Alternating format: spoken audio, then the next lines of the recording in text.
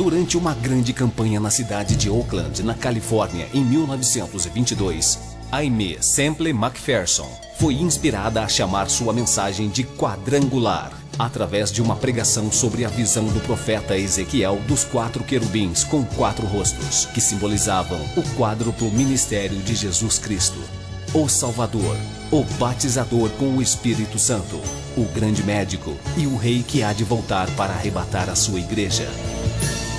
Sua mensagem nunca mudou, mas recebeu nova ênfase quando ela começou a proclamá-la com o nome dado por Deus: Evangelho Quadrangular.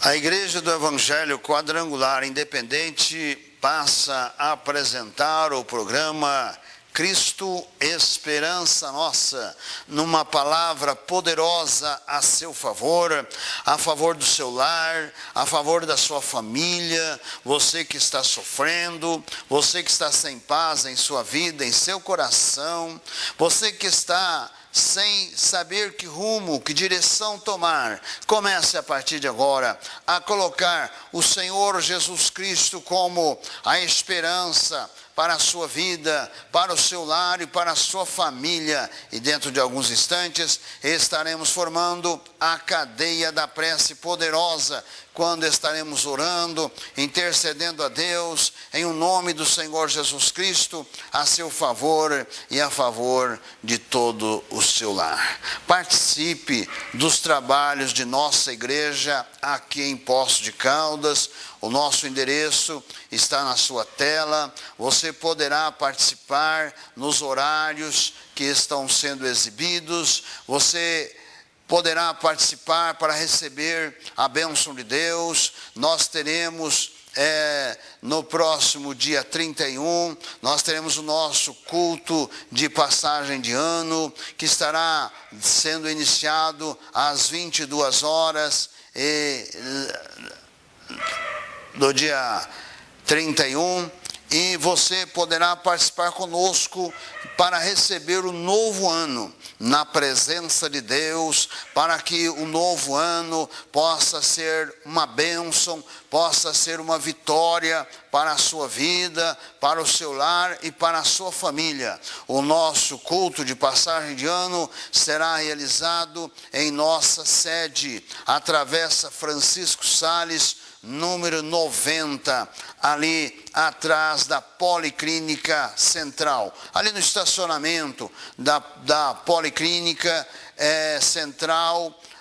Você ali está a nossa sede da Igreja Quadrangular Independente, e você poderá ali estar conosco participando no dia 31, a partir das 22 horas, deste culto de passagem de ano, quando estaremos orando e recebendo um novo ano na presença do Deus Todo-Poderoso. Vem estar conosco. Nós estamos aí na última semana do ano, um ano em que precisamos estar repensando muitas coisas, um ano que precisamos estar e nos colocar diante da presença desse Deus glorioso, para que tenhamos um encerramento de ano na bênção de Deus e possamos, como já falei, receber um novo ano na presença de Deus. E você que me assiste durante todo o ano, ou talvez hoje você está me assistindo pela primeira vez, venha participar conosco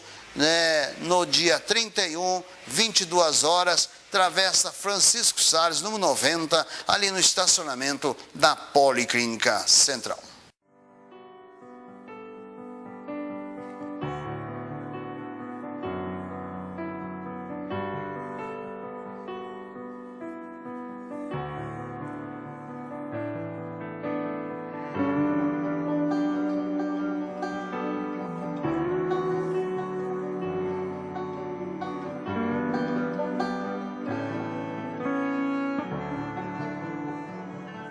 Mesmo na escura noite, eu correrei pra ti, meu Pai.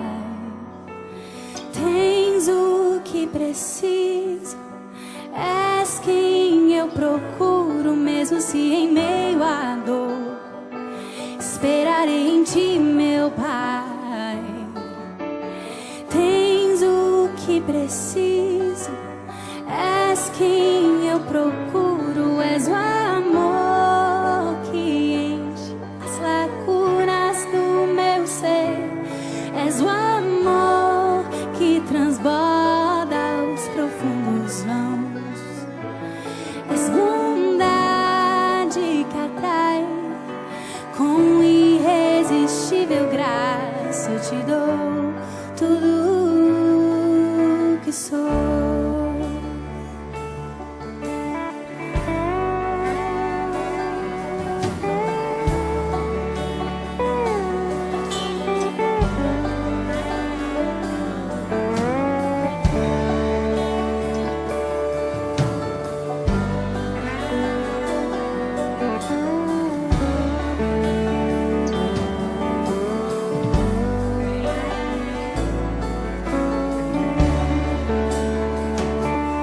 Mesmo na escura noite, eu correrei pra ti, meu Pai.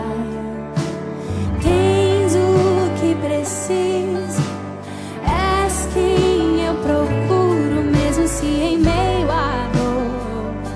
Esperarei em ti, meu Pai. Tens o que preciso, és quem eu procuro, és amor que enche as lacunas do meu ser, és o amor que transborda os profundos vãos, és bondade que atrai, com irresistível graça eu te dou tudo que sou. És o amor que enche as lacunas do meu ser, és o amor que transborda os profundos vãos, és bondade que atrai, com irresistível graça eu te dou tudo que sou.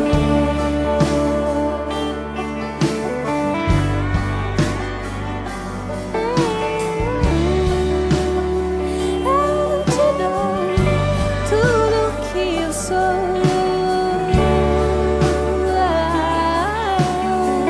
Eu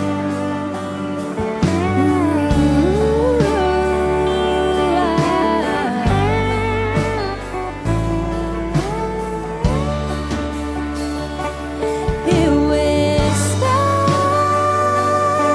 em ti. Eu espero em ti. Eu espero em ti e te dou tudo que sou. Eu espero. No Evangelho de Mateus, capítulo 16, do versos 13 ao 20, nos é relatado sobre a confissão de Pedro e que nos diz: e chegando Jesus às partes de Cesareia de Filipe, interrogou os seus discípulos dizendo: quem dizem os homens ser o Filho do Homem? E eles disseram: uns João Batista, outros Elias e outros Jeremias ou um dos profetas. Disse-lhes ele: e vós, quem dizeis que eu sou? E Simão Pedro, respondendo, disse: tu és o Cristo, o Filho do Deus vivo. E Jesus respondendo disse-lhe: bem-aventurado és tu, Simão Bar-Jonas, porque não foi carne e sangue quem te revelou, mas meu Pai que está nos céus. Pois também eu te digo que tu és Pedro, e sobre esta pedra edificarei a minha igreja, e as portas do inferno não prevalecerão contra ela. E eu te darei as chaves do reino dos céus, e tudo o que ligares na terra será ligado nos céus, e tudo o que desligares na terra será desligado nos céus. Então mandou aos seus discípulos que a ninguém dissessem que ele era o Cristo. Esta passagem dessa confissão de Pedro a respeito de Cristo, nós vemos também que, pela opinião do povo, no caso dos judeus, é que os discípulos haviam obtido informação a respeito de quem era Jesus. Então, a opinião pública era que Jesus era um dos profetas. Jesus era também o próprio João Batista, que havia sido degolado a pedido da filha de Herodias. Nós vemos que a concepção de vivos com mortos não é tão recente. Os judeus, eles também têm a parte ocultista. A cabala judaica é muito procurada por muitos artistas, pessoas de posição social alta, buscam na cabala judaica, buscam informações. Nos é mostrado aqui que este conceito entre os judeus a respeito do Cristo que agora estava vivo, poderia ser um desses mortos. Mas Cristo nos mostra que ele queria algo palpável, ele queria algo real. Morto não é real. Há muitos que estão buscando informações, buscando a ajuda de mortos. Os mortos, diz Hebreus 9, 27, que ao homem está ordenado morrer uma vez só, vindo depois disso o juízo de Deus. Morto não tem contato com vivos, e é isto que Jesus coloca. Eu quero uma informação precisa. Eu não quero fantasia, eu não quero ocultismo, eu não quero informação de demônios, eu quero uma confissão. O que vocês dizem? Vocês que estão convivendo comigo, o que vocês dizem a meu respeito? Quem eu sou? Ninguém poderia dar a resposta, ninguém poderia dar a informação a respeito de Cristo, porque na verdade Cristo estava sendo uma incógnita por causa da oposição religiosa. Os religiosos são os maiores opositores do reino de Deus. Mas aqueles discípulos que estavam ali no dia a dia com Jesus, que foram escolhidos por ele, Jesus os inquiriu. E Pedro, que sempre estava na dianteira de todos, em todos os atos, ele se avança e faz uma declaração, dizendo: Tu és o Cristo, o Filho do Deus vivo. E qual é a resposta que Jesus dá a Pedro? Não foi carne, não foi sangue que te revelou. Isto não é opinião sua, é o meu Pai, pelo Espírito Santo, que te revelou a minha identidade. E por este motivo, eu te digo que tu és Pedro. Palavra de Jesus, tu és Pedro. É a confirmação do que Pedro havia havia confirmado que Jesus era o Filho de Deus, assim como o Espírito Santo inspirou Pedro para confessar diante de todos os discípulos que Jesus era o Filho de Deus, Jesus confirma Pedro: tu és Pedro. Quem vai dizer que ele não era Pedro? Todos os discípulos que o conheciam, inclusive conheciam a índole de Pedro, eles receberam esta confirmação. Bem-aventurado és tu, Simão Barjonas, porque não foi carne e sangue quem te revelou, mas meu Pai que está nos céus. Pois também eu te digo que tu és Pedro, e sobre esta pedra edificarei a minha igreja, e as portas do inferno não prevalecerão contra ela. Qual é esta pedra? A igreja romana criou uma doutrina a respeito divergente da palavra de Deus. Criou uma doutrina para alegar, para dar um andamento naquela da sua fé, da sua doutrina, em que Pedro foi o primeiro papa. Pedro nunca foi papa. A história não nos revela que Pedro esteve em Roma. Pedro foi apóstolo entre os judeus. Pedro não andou no meio dos gentios. Não há confirmação que Pedro esteve em Roma. Pedro não foi esta ação, essa doutrina criada, e com isto deu margem para a criação do quê? De santos. Estes santos que representam algum personagem bíblico, e nos dias de hoje está representando pessoas que viveram. Muitos padres estão sendo canonizados pela igreja romana para ser um santo do país que ele está, do estado que está, para que a igreja romana possa alavancar a fé dessas pessoas que precisam urgentemente conhecer o Evangelho de Cristo, conhecer as verdades do Evangelho. Jesus salva. Mortos não têm contato com vivos. Quem está consultando mortos são espíritos de demônios.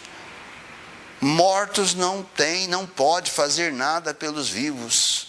Mesmo Cristo, se estivesse morrido, foi sepultado, mas se ele não houvesse sido ressuscitado pelo poder de Deus, se apresentando por cerca de 40 dias aos seus discípulos, comendo e bebendo com ele, numa comprovação que ele era o próprio Cristo, que havia sido crucificado, havia sido sepultado e agora estava ressuscitado.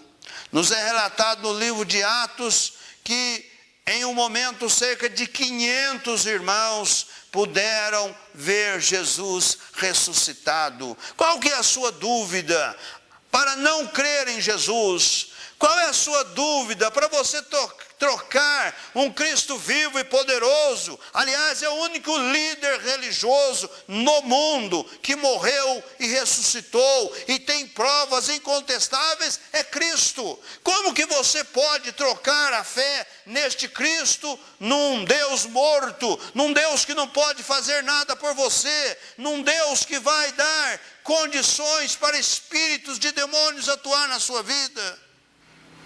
Não é só a igreja romana, não é. Há muitos segmentos que se dizem também cristãos, como a igreja romana diz, que estão distorcidos do Evangelho, estão levando as pessoas a um conhecimento errado, porque as pessoas não buscam o Evangelho, não buscam o Cristo vivo e poderoso. Nós estamos encerrando um ano de 2015, um ano que muitos não querem nem pensar que este ano existiu, por causa das catástrofes que nós tivemos.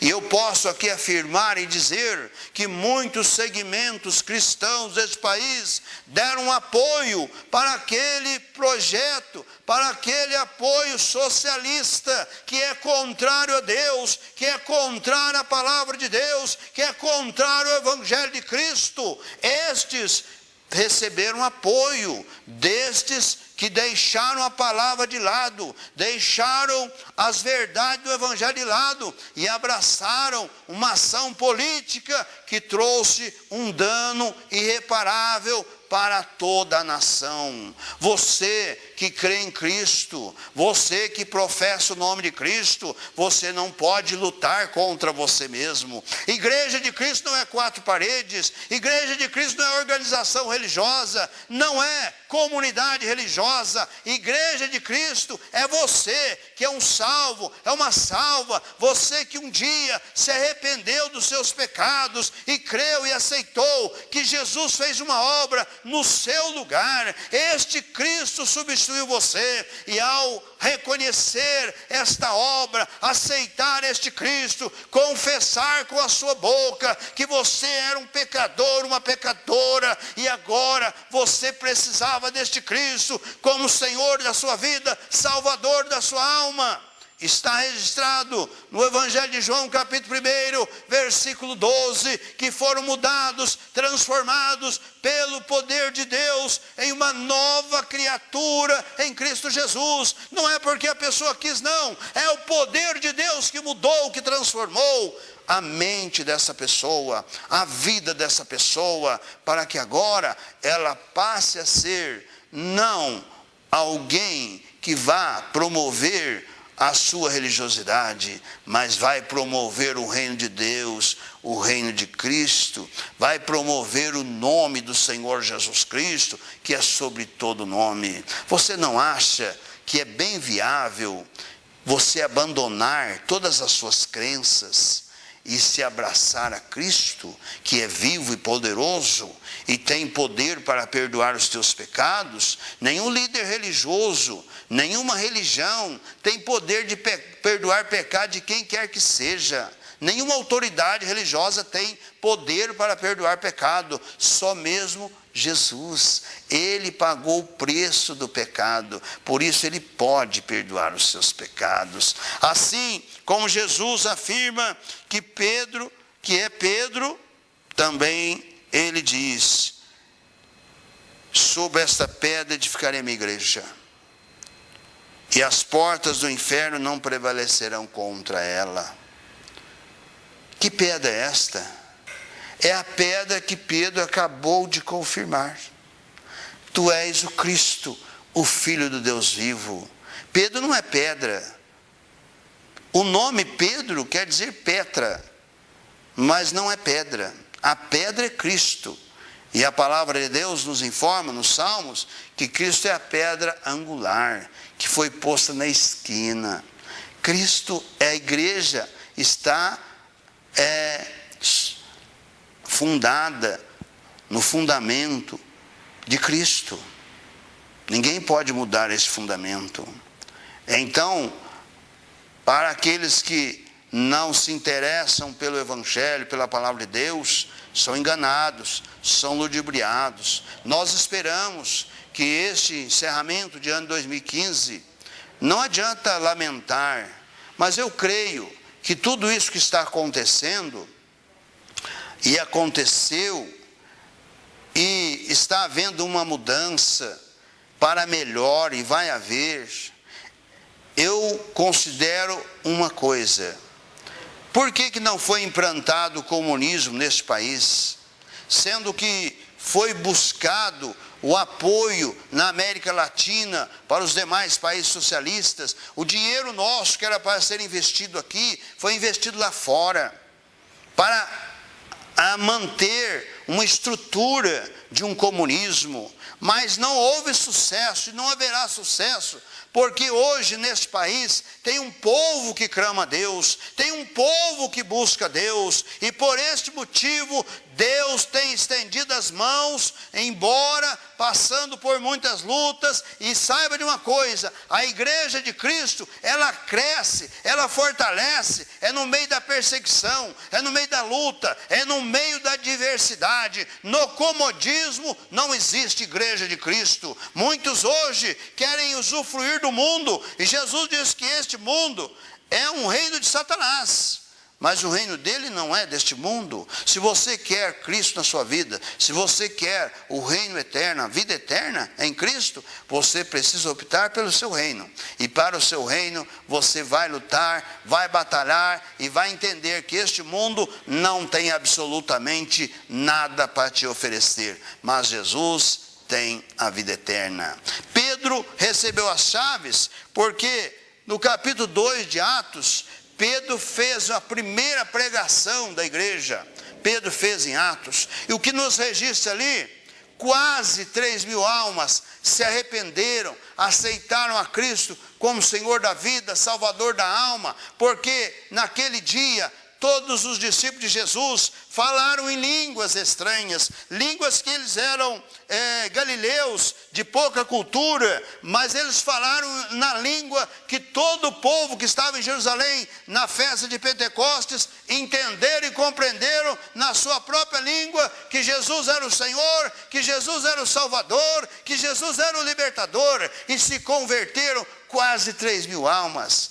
Pedro, no capítulo 10 de Atos, ele adentra na casa do gentil Cornélio, prega para Cornélio, a sua família, os seus amigos, todos os seus convidados, e ali na casa do gentil Cornélio acontece o mesmo fato que ocorreu no dia de Pentecostes.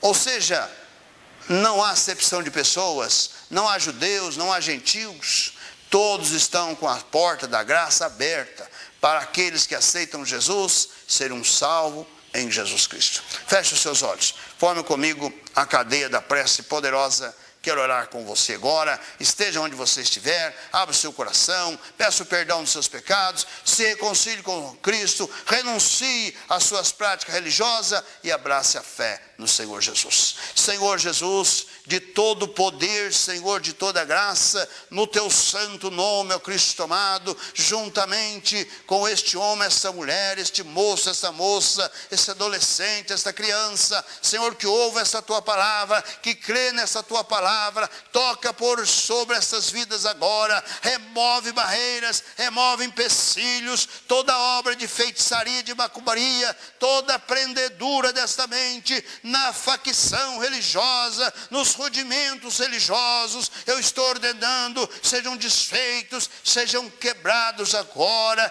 que este coração, esta vida, se volte agora para o nome glorioso do Senhor Jesus, abrace esta fé, para ser uma vida vitoriosa, para ter, Senhor, a certeza, a convicção da sua salvação, da vida eterna, que há em Cristo Jesus. Toca, Senhor Jesus, sobre as autoridades constituídas, Senhor, desta cidade, desse estado de Minas Gerais, desta nação brasileira. Remove as obras de feitiçaria, remove as obras de macumbaria, remove, Senhor, toda a sorte de males que advém sobre essa nação, serão desfeitos, quebrados, em nome do Senhor Jesus. Haja a tua bênção, haja a tua vitória.